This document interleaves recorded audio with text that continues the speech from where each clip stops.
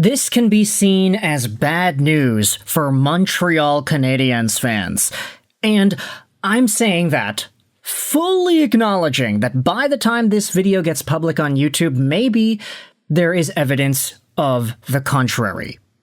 But it seems like right now, we have to at least acknowledge the uncomfortable truth for the Montreal Canadiens and General Manager Kent Hughes.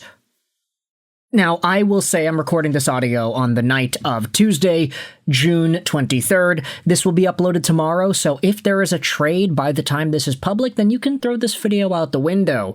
But I wanted to talk about the prices for assets on the trade market in 2026 and how these rates just don't seem comfortable for the Montreal Canadiens and what they're trying to do here. Yesterday, we saw Jordan Kyrou get traded to the Washington Capitals in a pretty big move. We saw William Eklund get sent over to the Ottawa Senators for the 9th overall pick. We saw Bowen Byram get traded to the Chicago Blackhawks for the 4th overall pick. And what I find funny is the fact that Jordan Kyrou got traded yesterday comes shortly after we saw this update from Nick Kypreos. This was on Sportsnet 2 days ago on Monday. Look for the Montreal Canadiens, who have shown interest in the past, to revisit Jordan Kyrou again. Yeah, okay, we know now that Jordan Kyrou got traded to Washington, so he's not going to Montreal, but the fact that this was a conversation, and the fact that this was one of the top replies. Hey, does Kirby Dach, Adam Engstrom, and a pick get a deal done for Jordan Kyrou? Obviously. If you look at the actual trade that went down, you look at the actual value that Kyrou was able to fetch the St. Louis Blues, it becomes way more clear that the Montreal Canadiens may not have been even close to acquiring a guy like Jordan Kyrou.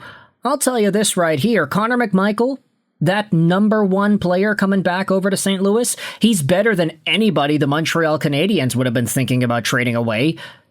Like, he's a 50-point guy in a good year. What, you're going to say Kirby Dach is that caliber of a player? I don't think so.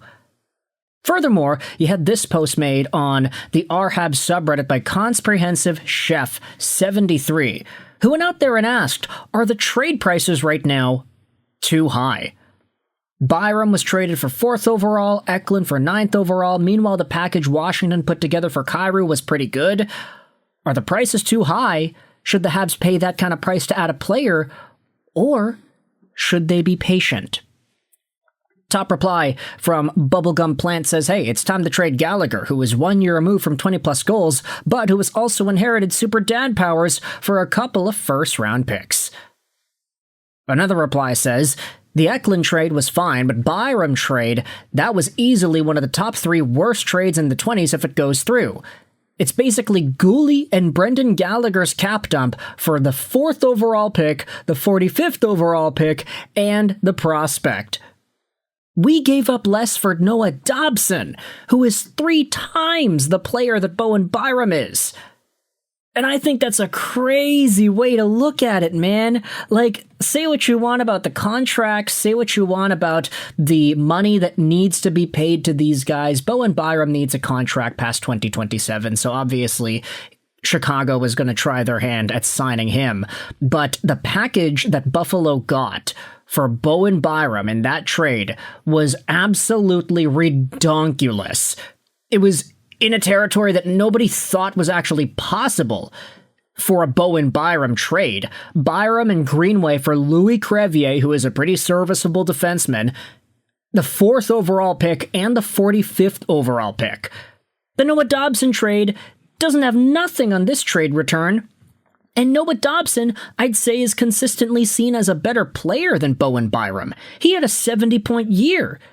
Say what you want about Noah Dobson and his 47-point campaign with Montreal, but he was serviceable, he was useful, He did what he needed to do, and obviously he is not the number one power play guy. So I'd say that 40 to 50 to maybe even 60 points in a year, that's pushing it for what Noah Dobson is capable of providing for the Montreal Canadiens, alongside the top-tier minutes that he plays and the shutdown capabilities. Look at the trade return that New York got for Noah Dobson. Emil Heineman, the 16th and the 17th overall draft picks. I mean, say what you want about 16-17, but I would much rather have 4 and 45 versus 16 and 17. Emil Heineman is kind of like a Louis Crevier value-wise if you wanted to evaluate it in that way. But this post essentially says all of what you need to know.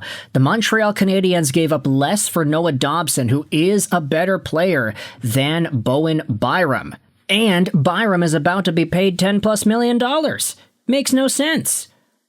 Comprehensive Chef says, I get the feeling that if the Habs wanted to, they could trade Caden Gooley to the Blues for 15th and 16th overall plus a roster player. That's the Dobson package, and as much as I like Gooley, he is a tier below Dobson. I guess that just shows how lucky the Canadiens were to get Dobson for cheap, and how high the prices are right now. Would it really be worth it to trade Gooley for anything other than a top 6 center locked up long term?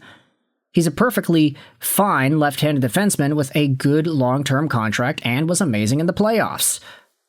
Another reply says Chicago got robbed, and then another says that Eklund was reasonable. Jordan Kyrou, though, was a bit high. All the first-rounders getting moved makes me think that teams do not view this draft class very highly. This and the prices are too high. We should be happy to see Hughes staying calm. It'll work to his advantage, possibly if the Canadiens move anybody out. Yeah, I looked at all the trades today, multiple firsts and in some cases a top 10 first even, and hefty packages for good players, but they're getting hauls for sure. The Kyrou one is about the only one that didn't seem crazy lopsided so far. Yeah, that Simon Nemec trade package was also pretty beefy, if I do say so myself. But all's this to say, when you look at Kent Hughes and you ask him, hey, do something, please, there's so much going on, why are you not getting involved? I think it's very fair to say that at this point, just sitting back, relaxing, and letting everything else fall into place may be the best move too.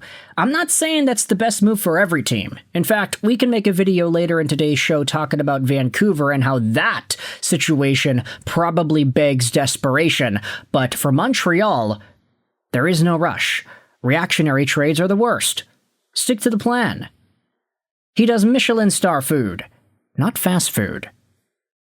Another reply, Kent is cooking 16-hour brisket, not 3-minute bacon. So maybe he does not need to get involved in all the trade shenanigans that we are seeing in the National Hockey League. Then again, maybe by the time this video is public on YouTube, he already has made a trade. And at that point, we'll talk about it, we'll make a video about it, and whatever.